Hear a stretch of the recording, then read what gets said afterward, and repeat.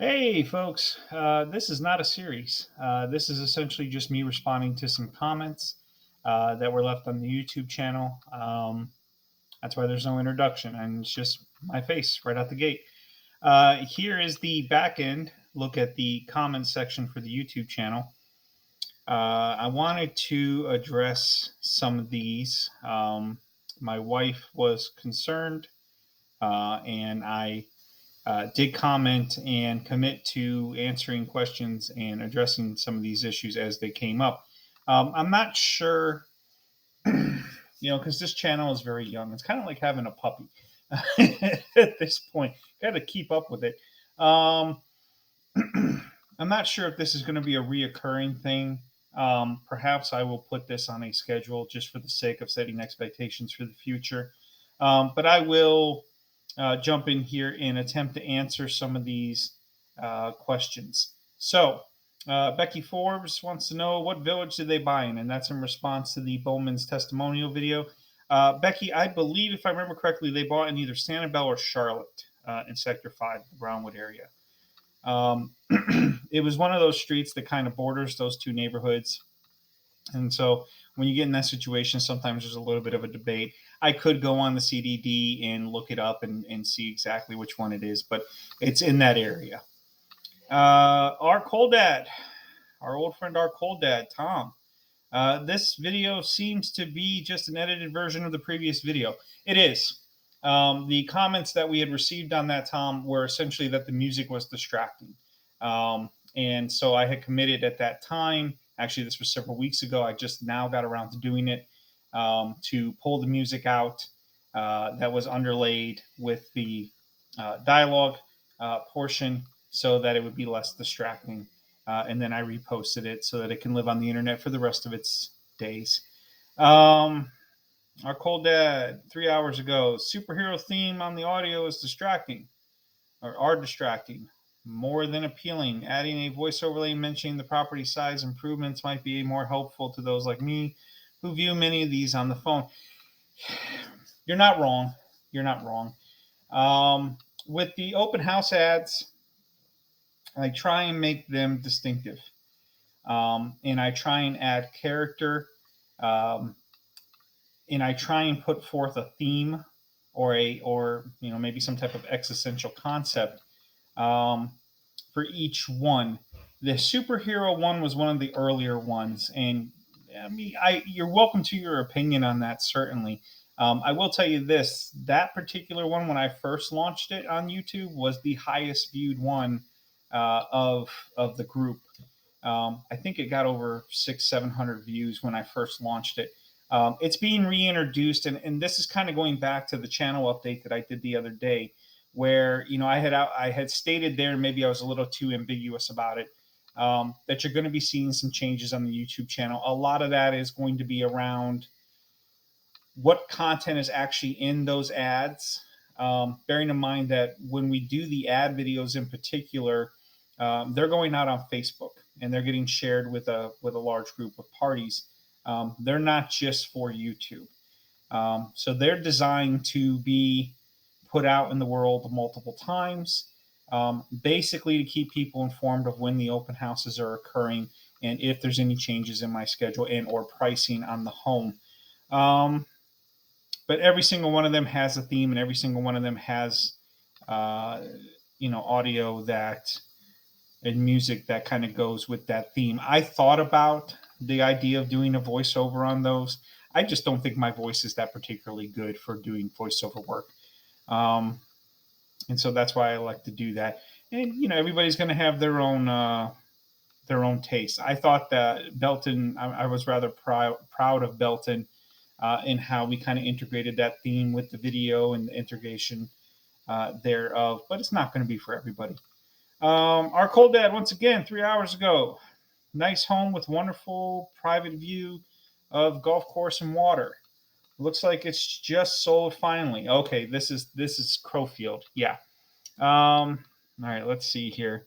Looks like the price dropped about 10 times over the last several months. I'm glad you brought that up. I will address that. I understand some sellers might insist on an unrealistic listing price. Yes, but that's not what happened here. I wonder what the true comps and competitive market analysis showed when it was first listed. That I can't answer. I wasn't there. I don't know what the initial CMA suggested. I do know that the agent who had this listed is someone that I work with on a fairly regular basis. And I know that her comping is pretty rock solid. She's very confident in what she does. And if it came to market too high, that was probably more the seller's motive than it was the comparables in presentation that she had put forward. But I welcome your thoughts as to the real motivation of the listing agent. Was it simply to get the listing? No, as I understand it, that particular one was a referral from a previous customer. And it was a challenging situation. I can't go into the personals of this particular seller. That's just not something that we're permitted to do. The real challenge with this one is that 18 years ago, this had a sinkhole issue. And it hasn't had an issue since, and it probably will never have an issue again. But 18 years ago, it had an issue, and there was a report. And as you well know, our cold dad, as real estate professionals, we have a legal obligation to disclose everything that materially affects the value of the property. And that includes the fact that this home has had sinkhole remediation done upon it. Early on, there was a discussion with the neighbor about when that disclosure was taking place. And the neighbor was a little concerned that maybe that disclosure wasn't taking place. This home went pending several times throughout the life of the listing. I almost sold it twice myself at the open house. We got that taken care of. And at a certain point, she had elected, I don't make decisions, right? I can make suggestions, but it's not my listing. I'm facilitating the open house. I'm vested in the idea of getting that home sold because I'm doing the open house. I want to do it to the best of my ability. But I can only make suggestions. At a certain point, she had elected to just put the remediation report right into the open house. And that pretty much deadened that situation. The pricing on it was fantastic pretty much throughout its lifespan. The issue that we kept running into is that this got caught up in the transition, right? So it priced at or below market at every junction. I actually comped it myself twice during my time there so that I could build value and help folks to understand that, this home at one point, it was $20,000, $30,000 on the market. I remember when it dropped to 470, it comped out right at 470. And that was my comp work, right? I don't get paid to do that. That comp work has no influence over the seller's understanding or notion. That's just for me to have a solid feel for where this home should be price wise. And if we ever do meet in person, you come into an open house, you're going to find that I'm very quick to call an overpriced house out and have a conversation about realistic value. Not necessarily in the open house; that's not the appropriate venue for that. But if there's something that we're questioning, I'm very quick to look at something and say, that's probably a little aggressive on the pricing. But I will. Okay. Seems like some sellers would benefit from having the listing agent provide a slide reducing commission based on the individual sales price so that if the final price is lower, the listing agent isn't taking advantage of the seller. So this is conditional commission. There's going to be an episode on the Insight series about commissions. And in that episode, I'm going to more or less outline how, sometimes more experienced agents who understand what the commission actually represents can kind of toy with the commission a little bit more. Conditional commissions are something that, like everything in a contract, is fairly negotiable. It really depends on who's in front of you and what level of service and quality and how they value their time and effort. Can it be done? What you're recommending here or suggesting here? Yeah, it can be done. There's been numerous times where, and this is a very common one, you'll hear this all the time. If I sell it myself, we sell it at this reduced commission rate. Instead, I'll give an example here, right? 5%. Okay, if I sell it myself, it's 3.5%, and that's written into the listing agreement. What you're suggesting is that if the price adjusts downward from its origin price or its launch price, the commission should also adjust downward. And this is really on the basis of a net sale, right? So that the net remains somewhat even for the seller's sake. It's not impossible, but part of the problem you're going to run into is that agents do a risk assessment and an interpretation of how much marketing and time on market given market conditions is going to go into that. That's going to be risky. And if someone were willing to do that, and I'm not saying that I wouldn't be willing to do something like that, but if someone were to do that, you'd have to cap it. You'd have to cap just how far that commission could drop, and it'd have to be tied to very specific circumstances. This most recent market condition where we had a spike and then we're having an adjustment period, I understand where this is coming from, but that's not atypical. I'm not sure how much demand there would be for a situation like this. Typically, if there's a price adjustment, it's the seller's idea, because their motivation is such as that they want to move the home faster. That's usually when you see price adjustments occur. All right, let's jump over here. You do not need to, okay, our code, okay, you do not need to apologize about any delays, disruptions. Yeah, and I appreciate that. Yes. I appreciate that, Arcole, that, my thing is that, like I said in the video, I'm my biggest critic. And I expect a certain level of performance, and I expect a certain level of competency in everything that I do. And if I don't, and I'm kind of a weird personality, because if I don't think that I can do it well, or at least to a median standard, I'm probably not even going to participate. I'm probably not even going to attempt something. I'm not going to go bull riding. I'm fairly confident I'm not going to do well. I'm just not built for it. And therefore, I'm not even going to attempt it. But things that I do engage with and things that I do attempt, I try and do it to the absolute best of my ability. And like I said in the video, if I'm not happy with the end product, if I don't think it reflects the quality and services that I insist upon, on my team, then I'm going to change it. I'm going to iterate on it. I'm going to improve upon it. My wife is doing better.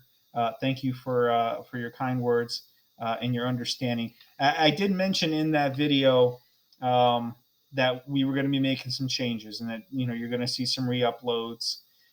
Basically, I'm just kind of formatting and formalizing both the process and the end product, so that there's more consistency and a higher level of quality. And believe me, I'm eating it on the view counts and everything else. Not that that's terribly important to me. What's really important to me is that the quality of the product is there in the end. Some of the new homes in the villages change from for sale to pending quickly, with some within. Okay. Mr. Abbott's claiming 90% of the homes are sold within a day. Yeah, but that video was much older. That was a different time in the market. This is certainly not the market in 2023, right? And I think I stated something to that effect at the time in the video. But most other new home listings seem to remain on the for sale for a couple of weeks, couple of months. After being listed for several weeks, some of the homes have been listing price. Yeah. So I guess in the villages, been more aggressive in initial price or overestimated the demand of the model, lot, location, purchasing. Not necessarily. This has been a common practice for a very long time. And, the villages is not the only developer who engages with this. You just see it more with the villages because they have such a long history with it, and you have more time when things are slower to kind of see it play out over and over and over again, based on the volume of product that they output. When a neighborhood gets released, the pre-sales, what I call pre-sales, are not technically pre-sales, but the pre-selections, the most rare products, right, have folks who have been lining up on those for a year, or as soon as they broke ground, before the pipes were even in. So, looks like we're going to get a little interruption. Hello.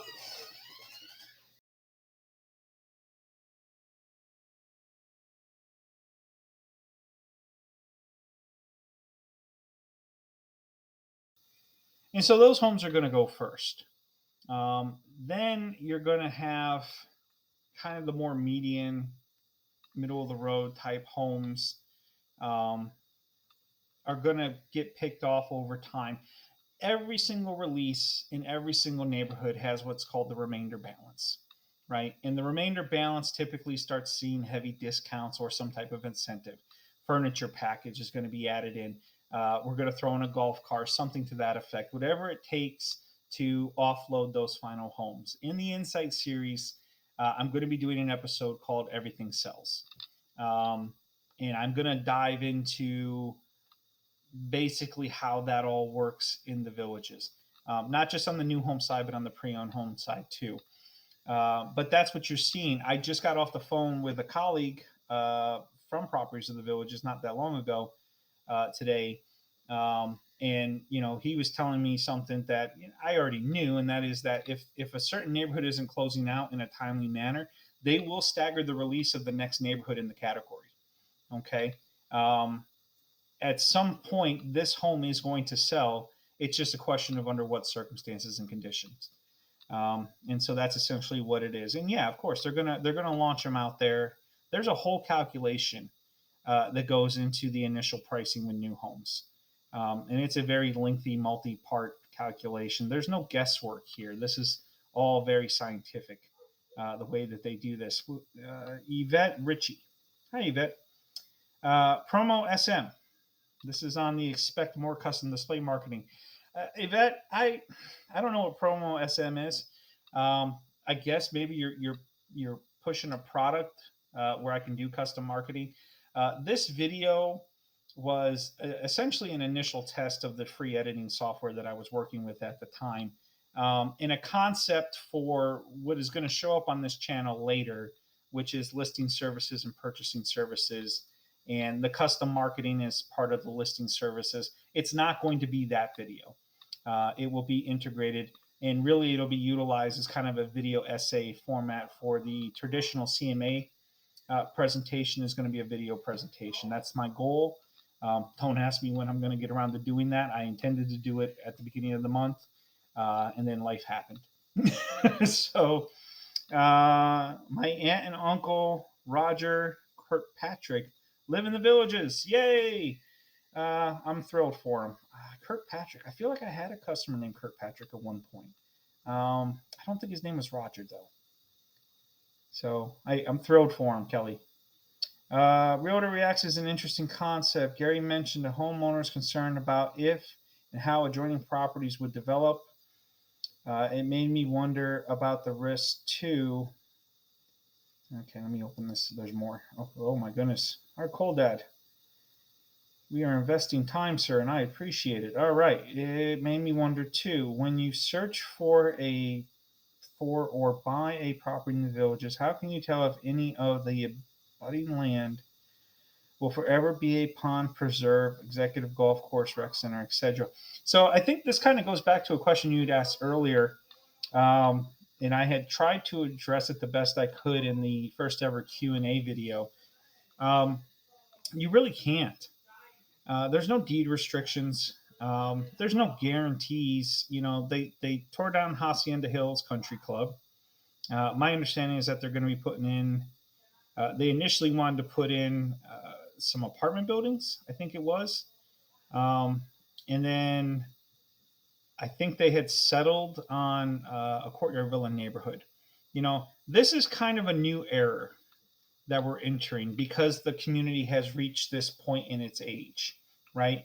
We've got neighborhoods in sections that would traditionally be 2003 construction that were built in 2017, right? I've got brand new homes on the historic side, right? We talk about rules and exceptions. I usually try and talk in the realm of what is the rule, and of course, there's always an exception. So as the community evolves and changes, the developer is in a position to kind of look at the demand and the needs and make decisions, right? Do I think that they're going to just go in and start tearing up golf courses and, repurposing rec centers all over the place? No, I highly doubt that's the case. Um, but it's well within their means. You're wanting a guarantee, and I can't offer you one. I'm sorry. I just there's no forever in the villages. Everything changes, and that's really the only guarantee. And I know that's not what you want to hear, but that's the truth. So I too would be disappointed to find the executive call have proximity to a center, which I paid a premium lot price. Yeah, but you don't really pay a premium lot price for proximity unless you're Gulf frontage. Well, Gulf View, yeah, okay, but not rec. There's no. I guess what you're saying is that if you paid a home site premium, which is integrated into the home price, um, and then they took that thing away, yeah, that would be you'd probably have some type of recourse. Now, how successful you would be with that recourse, buddy, this is the villages. I mean, they got the governor coming down here every 5 minutes. They got, on the Republican side, they got the presidential candidate coming in every 5 minutes. Um, Good luck. I don't know. I'm not an attorney in terms of what kind of recourse you might have for that type of situation, but I can guarantee you this, and I said it before. The only guarantee is that change will occur. Um, I haven't heard of a situation where this has happened where they've actually taken away some type of element that a premium was paid for. Um, Eventually, change in commercial industry rental properties are developed on the land close to a home that I buy. Yeah, I listen. I'm going through it right now. Right outside my window here, I'm over here in Bison Valley. Um, there's a big open field, and my home butts right up to it.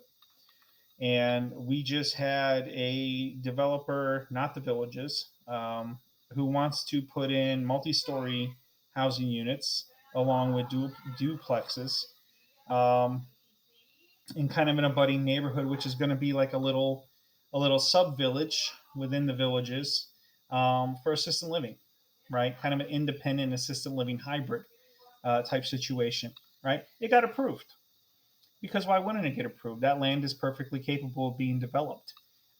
When I bought this house back in 2008, I had no notion in my head that that land was going to, forever be an empty field. Um, I look forward to it in all the challenges and benefits that it's going to bring. I'm right off of 466. I got new commercial buildings going up in my backyard all the time. Um, they got Hobby Lobby coming up. I'm going to be spending some time over there when that comes up. So it's all in how you take it. Um, I choose to see the benefits that come out of it. Could you discuss compare property school taxes bond amounts for similar 500,000 three counties? Which should kind of significantly higher property or school taxes? Yes, yes, I could do that, and I would do that. Let me make sure I understand your question. Could you discuss and compare property? Okay, so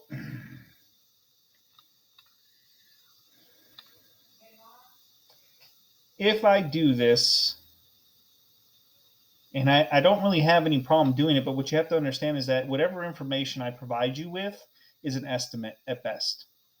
Okay, you could even call it an educated guess. I have been trying to tack down for the purposes of estimations because I have built-in cost analysis in all of my marketing products, right? Cost of living analysis. And a big part of that is taxation expectations. And right now, because the market has shifted so much over the last 2-3 year window, there's going to be reassessments that are occurring, and they're going to be occurring in a big bad way, and it's going to completely change the tax landscape on an annual basis. So I've been trying to develop a tool that can accurately project these reassessments, and it's been challenging. It's been incredibly challenging. Mary County's tax system works differently than Lake and Sumter. Bonds did not really play in early Lake County development. Um, and then a lot of the bonds have been paid throughout, the northern through central parts of the community. So it would be very difficult for me to, particularly with Sumter, it'd be very difficult for me to be fair to Sumter in that scenario because Lake isn't going to have a bond in a lot of cases. Um, Let me go on and see if I can understand your question a little better here. Similar high school. Does those counties in Florida limit how much? Okay, so the question is, do those counties or Florida limit how much property?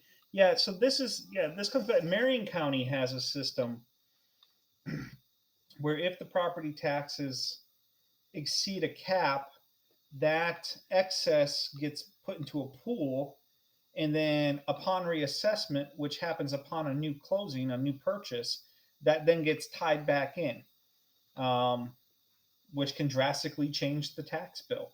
I didn't see anything like that in Lake, but that's not to say is that it's not there. And I'm not a tax expert. These guys can change this stuff pretty much. They're elected, so they can change it pretty much when they want. With the new multi-generation homes in charter school in Eastport, I'm concerned that the student population and school taxes in the county would increase at an alarming rate compared to an area or county with fewer students, more stable school. I mean, correct me if I'm wrong. Eastport is still in Sumter County, and the name of that integrated family neighborhood is escaping me right now. Um, but it's basically where they're putting the big medical plaza down there by the federal prison. I can't remember. I don't know why I can't. I'm blanking on the name right now. I'm pretty sure that's still in Sumter County. Therefore, the county isn't changing. Therefore, the tax implications and the amount of students that would be attending the charter school really shouldn't be changing all that much. Basically, what's happening is it Middleton? I think it's Middleton. Um, Basically, what's happening right now is that as Middleton is under development, right, and those homes become available, it's going to drain out neighborhoods like mine, like Bison Valley, um, in Spring Arbor and Oak Hill. I'm not sorry, not Oak Meadows, and other family neighborhoods in and around the villages because they're moving the charter school, right? When Bison Valley was built, the big pushing point, the big selling point, this kind of a great example for what you're talking about. The big selling point was, oh, it's right next to the charter school. Well, there was never any guarantee that the charter school was going to forever be there, right? As a matter of fact, my next door neighbor has her home up for sale right now, probably because of that. Okay, I don't think there's a tax implication here, if I'm understanding your question correctly. Although Middleton is so far south, I don't even have a map for it just yet. I'm pretty sure it's in Sumter County still. I could be wrong. I'd have to look into that more. Most realtors just want to get a listing. Well, every realtor wants to. Well, that's not true. Some listings you don't want. Or sell a home. Yeah, okay. And are reluctant or not prepared to compare and discuss such things. Yeah, most realtors don't have to deal with three different counties in a community of this size. Um, but if the property and school taxes are thousands of dollars higher in one county versus another, it might influence my opinion on which village to look for a home. Well, yeah, of course it would. Um, I'll give you a general answer here, right? Lake County on the millage rate. Sorry about that. Hit the record limit again. I believe we were talking about taxes. Based on my most recent research, and again, this is an estimate and a guesstimate, okay? It appears to me that Lake County, on the basis of millage rate, would be the highest tax base, okay? Um, and their assessment behavior tends to land them into the median. Sumter's the lowest on the millage rate, 10.4, I want to say it was. Don't quote me on that. And their assessment is also kind of in the median range, percentile wise, from market to assessed value. Marion County assesses a little lower on average from what I've seen, but their millage rate's a little higher, right? It's slightly lower than Lake County, but slightly higher than the villages. I think it was 15 and some change, 15.8 maybe. I'd have to go back and look at my notes, but that's essentially it. And you also have to factor in the bond, right? Which you're correct in making that part of the equation. Marion County, most of the bonds, like I said, most of the bonds are going to be paid off there, so that's gonna be a lower tax base when you take that into consideration. Lake County, in the northern portions at least, there was no bond issuance at that time. I can't speak to the newer sections. I'd have to go and look and see what the relationship is with Wildwood. I'm still investigating that at this time, so not really in a position. I hope that helps to the degree that I'm able to help with that. You have to understand the villages is a big geographical space, and there's just not a simple answer for these more detailed questions. If you had a specific location or even a specific county, because like you say, okay, lake, well, is that North Lake or South Lake, or that's a difficult one to answer based on how it's structured. 3 weeks ago, I really enjoyed your story examples. Okay, so this was, I think I'm really learning a lot from the Insight series. Great, I'm glad. That's what it's for. Fantastic. Thank you, Liberty8225. Great example, but okay, so yep. All right, so that looks like all the most recent comments. Thank you guys so much for investing the time in putting the comments in and watching the content. And like I said, we're always going to endeavor to do the absolute best job that we can with this. And I do take your feedback when and where it makes sense for me to do so. A lot of these, the YouTube channel is kind of part of a bigger ecosystem for my team. And it serves a purpose, and I want to see it rise to that purpose as part of the broader marketing and information dissemination that I'm attempting to do. So thanks so much for watching. If you happen to watch this, our Cold Dad, you keep coming with the great questions, man. I love it. I'm sorry if I can't get into more details. Please do remember this is the internet. And if I can get into more specifics with you in person, I'm happy to do so. No obligation. It seems to me like you're probably a lot like me, and you like to go deep on some of these things and really have a firm understanding before you do anything. So thank you, everyone, for popping in and tuning in with us this afternoon. I never know how to end these videos. Have a great day. Come back and see us again when you can. Bye-bye.